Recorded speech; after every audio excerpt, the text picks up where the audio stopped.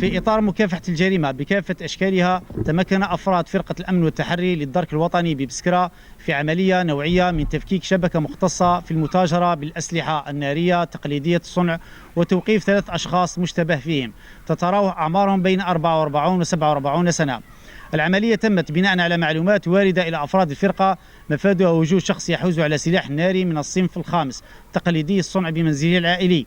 بعد الحصول على إذن بالتفتيش تم تشكيل دورية والتنقل إلى مسك المعني، أين كانت النتيجة إيجابية.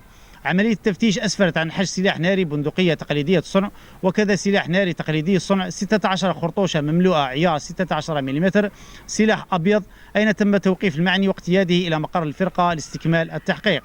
مواصلة للتحقيق تم حجز سلاح ناري آخر متمثل في بندقية تقليدية الصنع وتوقيف شخصين مشتبه فيهما. تم إنجاز ملف قضائي وسيتم تقديم الموقوفين أمام السلطات القضائية المختصة فور الانتهاء من التحقيق.